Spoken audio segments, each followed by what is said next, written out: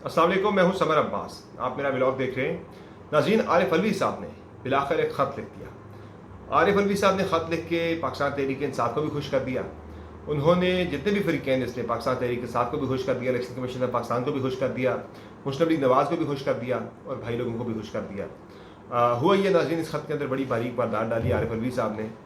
उन्होंने इसमें इतना कोई स्ट्रॉन्ग वर्डेड, ये कोई इतना क्लियर ख़त नहीं है, बल्कि एक सजेस्टिव वो ख़त लिख रहे हैं, यानी कि एक वो तजावीज़ पर मबनी ये ख़त उन्होंने लिखा है। कोई कैटेगोरिकल वर्ड्स में उन्होंने चीज़ें नहीं की जो उन्हें करनी चाहिए थी।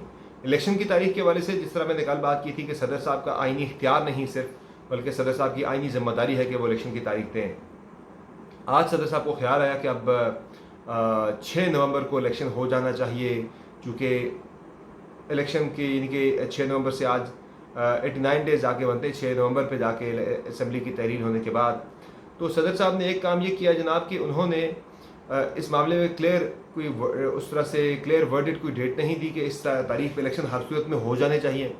नंबर 2, सदर साहब ने ये काम किया जनाब यहाँ पे कि उन्होंने ये भी सजेस्ट किया इसमें कि चूँकि ये मामला इसमें मुख्तलिफ सूबों के जो वज़राए क़ानून हैं उनकी भी राय है, मुख्तलिफ पोलिटिकल पार्टीज़ की राय भी यही है कि एक दिन इलेक्शन होने चाहिए। तो इस सिलसिले में इलेक्शन कमीशन ऑफ पाकिस्तान जो है वो सुप्रीम कोर्ट ऑफ पाकिस्तान को कंसल्ट कर सकता है। हालांकि ये इख्तियार आर्टिकल 186 के तहत सदर मुमलिकत को खुद भी हासिल है, ये इख्तियार कि वो खुद भी सुप्रीम कोर्ट ऑफ पाकिस्तान को एक ख़त लिख सकते थे, चीफ जस्टिस ऑफ पाकिस्तान को। लेकिन सदर साहब ने ऐसा नहीं किया, बल्कि उन्होंने इलेक्शन कमीशन ऑफ पाकिस्तान का रूट लिया। इससे पहले आपको याद होगा कि 2021 में सेनेट के इंतखाबात से पहले सदर आरिफ अलवी साहब ने ख़त लिखा था सुप्रीम कोर्ट ऑफ पाकिस्तान को, और 186 के तहत एडवाइजरी जुरिस्डिक्शन में सदर ख़त लिख सकता है, और उस पर सुप्रीम कोर्ट ऑफ पाकिस्तान पे ये बाइंडिंग होता है कि वो हर सूरत में सदर को ये अपनी राय दें किसी भी कानूनी मैटर के ऊपर, वो उनकी मुआवनत करें। तो उस वक्त तो खुफिया वोटिंग के बारे से सुप्रीम कोर्ट ऑफ पाकिस्तान को ख़त लिखा गया था, तो उन्होंने इस पर जवाब दिया था।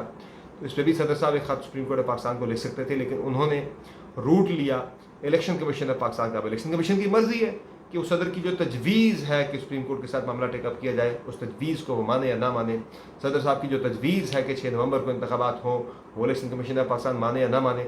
खबर आपको ये दे रहा हूँ कि इलेक्शन कमीशन ऑफ पाकिस्तान के अंदर कल इजलास मुतवक्का है, जिसमें या तो election commission of Pakistan deliberate करके सदर साहब को एक जवाबी ख़त अरसाल करेगा, और फिर जुम्मे को मोस्ट लाइकली इलेक्शन की तारीख इलेक्शन कमीशन ऑफ पाकिस्तान दे देगा, और फरवरी में इंतखाबात की तारीख दे दी जाएगी, फरवरी के आखिरी हफ्ते में या मार्च के पहले हफ्ते में।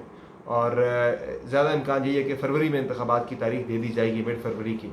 और जुमे को अगर नहीं होता तो अगले हफ्ते में मैक्सिमम जो है इलेक्शन कमीशन ऑफ पाकिस्तान इंतखाबात की तारीख अनाउंस कर देगा, और फरवरी में इंतखाबात की, यानी फरवरी के वस्त में इंतखाबात की तारीख जो है वो इलेक्शन कमीशन ऑफ पाकिस्तान की तरफ से अनाउंस कर दी जाएगी। यह आपको खबर दे रहे हैं। और इसके अलावा नाज़रीन, सदर साहब के बारे में जो बात कर रहा था कि वो मैनेज हो चुके हैं, उन्हें राम कर लिया गया है इदारों की जानिब से या ताकतवर हलकों की जानिब से। तो सदर साहब ने 33 दिन, पूरे 33 डेज़, 10 अगस्त को असम्बली की मुद्दत ख़त्म हुई थी, और सदर साहब पे आर्टिकल 48 के तहत जो है सदर साहब पे ये बाइंडिंग है कि वो असम्बली की तहलील के फ़ौरन बाद वो इंतखाबात की तारीख मुकर्रर करें। लेकिन सदर साहब को 33 दिन लग गए, 1 महीना 3 दिन लग गए ये तय करने में कि सदर साहब को इलेक्शन की तारीख देनी चाहिए या इलेक्शन कमीशन ऑफ पाकिस्तान को देनी चाहिए। हालांकि ये उनकी आईनी जिम्मेदारी थी, लेकिन उन्होंने ऐसा करने से गुरेज किया। यानी सदर साहब ने भी पतली गली से निकलने की कोशिश की है इस मामले के अंदर। और बाकी नाज़रीन, जो इसमें अब जो एक बहस है वो एक आइनी बहस ज़ाहिर है ये रहेगी। इलेक्शन कमीशन अगर ये मामला भेज देता है सुप्रीम कोर्ट ऑफ पाकिस्तान को, तो ये जस्टिस काजी फ़ाइज़ ईसा के लिए भी एक नई आजमाइश होगी कि वो फौरी तौर पे इंतज़ामात, यानी कि चीफ जस्टिस ऑफ पाकिस्तान बनते साथ ही उन्हें एक हाई प्रोफाइल केस जो है वो सुनना पड़ेगा इंतखाबात के बारे से। और ये बड़ा पेचीदा केस है। इंतखाबात के बारे से जो मामलात होते हैं बड़े पेचीदा होते हैं, चूँकि आने वाला पूरा इलेक्शन उसके ऊपर डिपेंड कर रहा होता है, बहुत से मामलात उससे जुड़े होते हैं। तो ये आज भी जिस तरह से चीफ जस्टिस से उमर अता बंदयाल साहब, उन्होंने बार एसोसिएशन के इशाइये से शिरकत की, के इशाइये में शिरकत की, और उससे खिताब करते हुए उन्होंने कहा कि बार एसोसिएशन को यकजा हो जाना चाहिए, और काफ़ी सारी उन्होंने बातें की। इस इशाइये में जो यानी कि चीफ जस्टिस साहब हैं आने वाले अपकमिंग, जस्टिस काजी फ़ाइज़ ईसा साहब, वो गैर हाज़िर रहे। उनकी गैर मौजूदगी थी वहाँ पे, बड़ी हैरानकुन तौर पर वो गैर हाज़िर थे वहाँ पे। अब इसमें जो नज़र आ रहा है बज़ाहिर के जिस तरह से मिलिट्री कोर्ट्स के वाले से भी जस्टिस उमर अता बंदियाल साहब ने फैसला नहीं दिया, वो छोड़ दिया अगली आने वाले चीफ जस्टिस के ऊपर, तो इस पे भी वो इलेक्शन के वाले से चले वो बच गए। आने वाले चीफ जस्टिस जस्टिस काजी फाइज़ साहब के सामने आएंगे सारे ये इंतहाई पेचीदा आइनी और कानूनी मामला, तो कुछ हालात और कुछ जस्टिस उमर अता बंदियाल साहब आने वाले चीफ जस्टिस के लिए लैंड माइन्स बिछा के जा रहे हैं। उनके लिए कोई इतना खास आसान काम नहीं होगा जब वो संभालेंगे सुप्रीम कोर्ट ऑफ पाकिस्तान के इंतजाम बतौर चीफ जस्टिस ऑफ पाकिस्तान। और इसके अलावा मियाँ नवाज शरीफ की वतन वापसी के वाले से भी है जो ये तवक्को की जा रही है कि मियाँ साहब आ जाएंगे तो उनसे बड़ा अच्छा सलूक होगा, यानी उमर अता बंदियाल के जाने का वो इंतजार करते। कल मैंने वीडियो में अब आपको खबर दी थी कि 3 शराइत थी मियाँ नवाज शरीफ की पाकिस्तान आने के हवाले से। एक, उमर अता बंदियाल चीफ जस्टिस ना हो, नंबर 2 इमरान खान डिस्क्वालीफाइड हो, नंबर 3 इमरान खान जेल में हो। वो तीनों शराइत जब पूरी हुई, वो तीनों जिनकी जो कंडीशन थी वो पूरी हुई, तो मियाँ साहब ने पाकिस्तान आने का फैसला कर लिया। तो अब जो ये एक्सपेक्टेशन है कि मियाँ नवाज शरीफ आएंगे तो जस्टिस काजी फाइज़ साहब उनके साथ बड़ी नरमी से निपटेंगे, मैं आपको आज लिख के देने को तैयार हूँ वसूख, बिल्कुल भी बड़े वसूख से मैं आपको कह रहा हूँ कि जस्टिस काजी फाइज़ ईसा की जानिब से मियाँ साहब को या जो भी लोग हैं उन्हें बड़ा टफ टाइम दिया जाएगा जो उनसे बहुत नरमी की तवक्को कर रहे हैं। और चूँकि उनके साथ जो दीगर उनके फेलो जजेस हैं जिनमें जस्टिस जो यहिया अफरीदी साहब हो गए, जस्टिस मंसूर अली शाह साहब हो गए, जस्टिस तारिक मसूद हो गए, जस्टिस सरदार तारिक मसूद साहब, ये सारे बड़े सख्त किस्म के आइनी और कानूनी यानी पाबंद किस्म के लोग हैं, ये बड़े स्ट्रिक्ट किस्म के लोग हैं आइन के ऊपर। तो ये कोई इतना स्मूथ सेलिंग मियाँ साहब के लिए या बाकी लोगों के लिए नहीं होगी जो उनसे उनको बहुत ही हल्का ले रहे हैं। पर आगे बढ़ते हैं जनाब, इमरान खान साहब की बात करते हैं। चेयरमैन PTI को अटक जेल में उनका ट्रायल हुआ, यानी कि जज साहब जो हैं जज अबू अल हसनात जुल्करनैन साहब जो हैं वो आज इमरान खान की अदालत में अटक जेल में पेश हुए। बल्कि कहना तो ऐसे ही चाहिए कि इमरान खान तो पेश नहीं हुए अब जज की अदालत में, बल्कि जज की अदालत जहाँ से अटक जेल में इमरान खान के सामने जाके पेश हुई। और कितना ये मेरे नज़दीक मेरी राय के मुताबिक कितना ये जुल्म है।